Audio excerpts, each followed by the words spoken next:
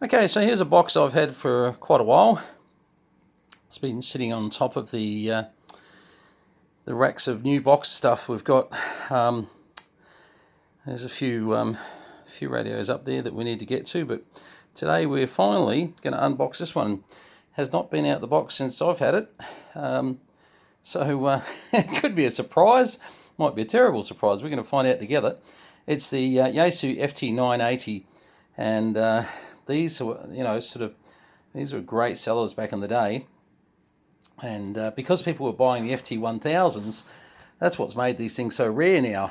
People sort of spend a little bit more and bought the FT1000s a lot of the time. Well, not all the time. Obviously, people bought the 980s, the 990s, etc. But the 980 has now become a rare beast based on the fact that, in a strange sort of way, that it didn't sell as well as the FT1000. And you had the FT1000D, etc., which you've seen videos we've done, etc. But anyway, let's pull it out. Pretty boring looking at the box.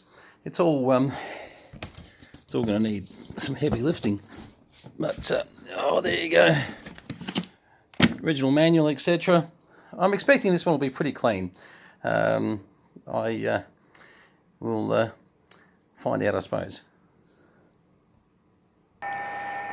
Okay, so I've just put not much, about 0.5 of a microvolt into it, and it's receiving beautiful. Let's have a look if we put a bit more into it. Oh, let's watch that S meter.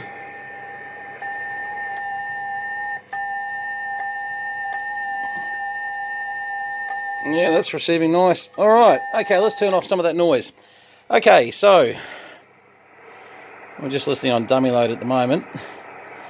Now, something to get used to with the FT1000s, 980s, even the 990, you didn't get the B1, what is it? B8. Got to remember the name of the mic. Anyway, they didn't come complete. They gave you an 8-pin plug back in the day. And since my box is empty of a microphone, I'd say someone's taken that to the limit and said, well, that's how I got it. Anyway, that's all fine. So let's just have a look. I'll just set this thing up to go on transmit. We'll just have a look at what she's doing. Okay, and a trick for new players and for old players, me included. I went to transmit and I thought, why no transmit on the Mox? No transmit. And have a look at where I am. I'm on general at the moment, which these radios obviously have 0 to 30 receive, I suppose, but they won't let you transmit when you're in general. Made you go back to ham mode, and then we've got to go, oh boy, we want to go up in bands, which should be there, 7 megs again, and let's just have a look. Let's go to Jeez, I'm slow, aren't I, today? Oh, here we go, mode. All right, so let's just go to FM for a minute. All right, and whoa.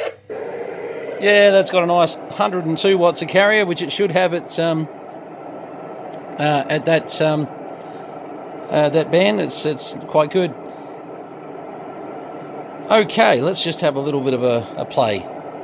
Well, I've just got this on an antenna at the moment, but as per usual, amateur bands during the day at the moment, they are a tad quiet, which is a pain, but anyway, we'll get past that. One of the things I liked about the VFO, normally you have your spinning disc on here. These here, they sort of spread. As you can see, it says you're going up towards 150, up towards 200, and it just basically gives you a segment as you are going through like so. I always thought it was a bit neat, actually. Geez, the band is dead, though. I tell you what, I'm just on a 10 metre antenna, but I'd still normally hear a bit of stuff on 40, but it is quiet out there at the moment. Our point microvolt of a receive tells us we're receiving beautifully. Just a matter of there is nobody there. That's okay. Well, let's just call that a very quiet band. I'll put it down near FT8 somewhere. What's that? 7.8, isn't it? I'm trying to remember now. 7.8. Never know. We might hear. Anyway, I'll leave it there just for the minute. Okay, so of course, as we showed, the manual switch control there. The AMGC. Hang on, AMGC. And you can bet I pulled out the manual for that one. The automatic mic gain control system. The life of me couldn't remember what that one was. I was going to wing it, and I thought, no, better not. Okay, so automatic mic gain control processor, ALC meter hold. So if you're trying to, see where that peak of the ALC is, CW calibrating, noise blanker, APF is that their passband? I'm just trying to think what they do there. Hang on. Audio peak filter, sorry, for CW. All right, I kind of had that wrong, to be honest. I was thinking it's for CW, but I didn't actually think it was called an audio peak filter. Oh, there you go. Notch, which we all know what a notch is, so that's nice. AGC is fast, slow, or you can turn off, and etc., etc. Out is in the slow position. So they've got a pretty well full-featured Vox mic gain controls, drive, noise blanket control. Look, very normal, down here, same sort of stuff that you're going to expect. Over here gets a little more interesting. Number one, you've got your memory system. Now, I've got the covers off because I wanted to have a look at a few things. So they use a system here where that clips in. Now, I've pulled it out the way while I got the covers off, just so that we don't short anything, or I'm a little bit of a worrywart those.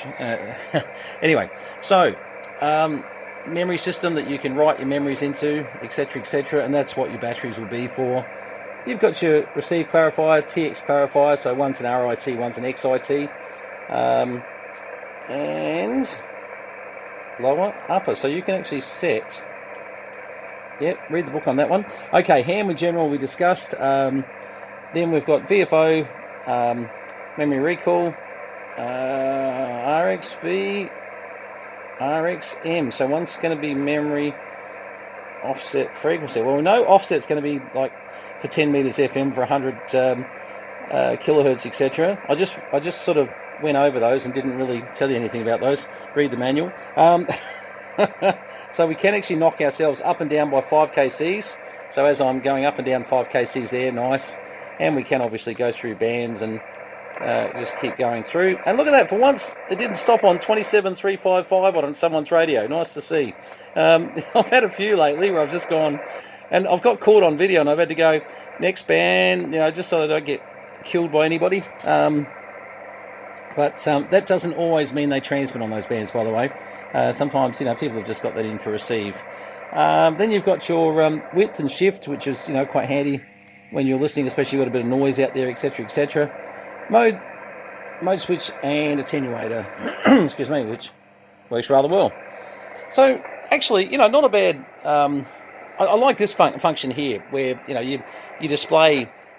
You could argue that it's a bit of a gimmick, and I love gimmicks. So it is kind of a bit interesting just to see.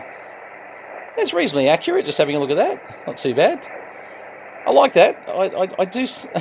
I am sort of that sort of person. I do like our little gimmicks and bits that we muck around with. I'll tell you what though, 40 is dead at the moment. It is really dead. I'll just see if I can find something else. Hang on. Well, I've got a commercial AM radio station. No, that's terrible. I just thought I'd have a look around 40 and around the place, but it's very dead at the moment. I'll have to run the other antennas through to here because, look, my antenna is limiting us quite a bit, unfortunately, in here. It's got to be coming in from Asia somewhere, but yeah, but otherwise, the band is very, very quiet.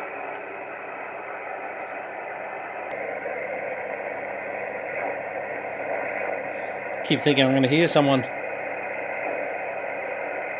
It was very quiet on Ron's net this morning, actually, and although it was up and down, it's not actually true that it was quiet. It was up and down like a yo-yo. At the moment, the band's quiet as quiet. All right, well, we're not going to successfully get too much there. Anyway, this is a rough look at the FT980. I wanted to take the covers off just to have a bit of a look at internally how it was, and just see what we're up against. But no, not looking too bad, so that's just good. I even pulled off the RF covers and bits and thought, let's just have a little look in the various power supply units and bits and pieces. But they're a nice looking sort of setup in there. It's got to say it's got its usual, and you'll start to get this. Actually, here's something to watch out for. hang on, if I turn that down, there's a slight hum there, and I can hear it. You might not be able to hear it. You might be able to just hear it there. Yeah, there's a slight hum in there, which is becoming more and more common with some of these older radios. Sometimes we replace a few caps, and that's sometimes the caps are just getting a little bit average. Sometimes the windings on the transformers are getting a little bit average. But oh look, it's once you turn the volume up, it's quite okay. You don't notice it, but yeah, be a bit careful. Some of the older ones now, they're people sort of say they want to buy radios with nothing wrong with them. Old radios with nothing wrong with them. Well, old radios are like old cars. There may be nothing wrong with them today, but we'll see what happens tomorrow.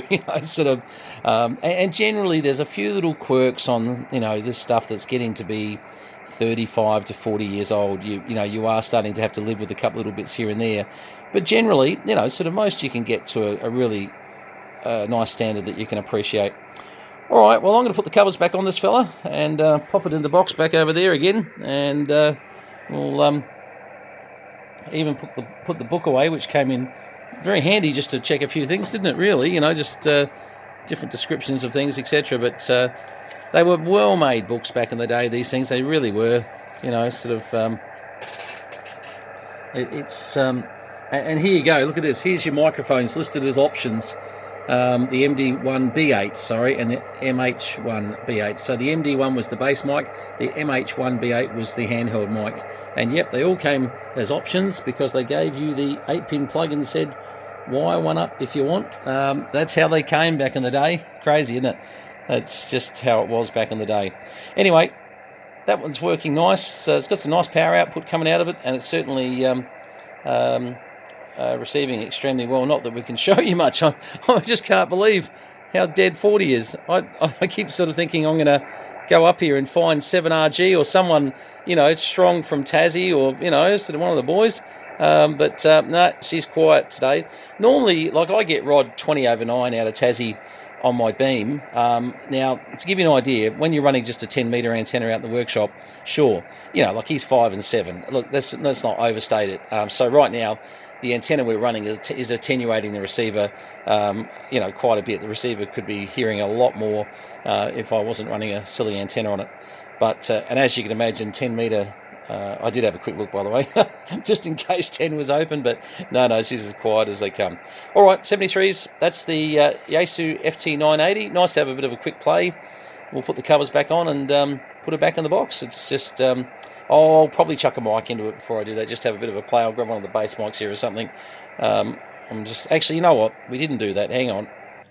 So I thought, let's grab the MD1B8 off my FT990 and put it on the 980 because that was the matching mic that you bought as an option. Well, I can't believe it. Yeah. Anyway, still, I've got a belief, and it didn't happen like the 950 over there. That didn't come. That didn't come with a mic. Neither does the 980s. The 1000. Oh, anyway, quite a lot of them anyway. 930s, 940s didn't either. Oh, look, anyway. There we go. So let's have a look. So let's go hello 1, 2, 3, 4, 5. As you can see, lots of gain there. 1, 2, 3, 4, 5. Hello. Hang on. Let's get that over there. Hello. Yeah, it's getting up there. Okay. Yeah. Oh, hang on. Turn my mic off here. I'll let you know a little secret. I'm going to have to spray that lock switch. The lock switch was sticking a bit then, so I kind of just cut the video for a second while I thought, what's going on with that lock switch? And there you go. I've just touched it and it's cut in again. There you go. It's off again. All right. Well, that one has not been used for a very long time, and that goes on my FT990. So there you go. There, it's cut in again. Oh, geez. Let's just check we haven't got the Vox up. Hang on. No, Vox is not up. No, it's that bloody switch on it. All right, I'm just going to unplug it for a tick here. That switch is giving us pain. It really is that switch. It's buggered. I've actually got new switches and new parts. I've even got the elements for the B1, for the MD1B8s. I've got the internal elements. I just fixed one for a very good mate of mine, Dougie down in Geelong. Well, he's near Ballarat actually, and that's It was one his father gave him. And, you know, to be able to fix something like that that's so old, didn't even charge him for that. I said, mate, because it's your dad and everything, hey, let's get you sorted out. All right, so that's the MD1B. No, it's not. That's the MD1B8 over there that needs a transmit switch, lock switch sorted. That's an FT980, and the drive on it was incredible. Actually, really some nice drive. And only little, you know, sort of consideration on this is that there's a slight hum, you know, with it. But what was my old service manager used to say? Radios hum because they don't know the words to the song.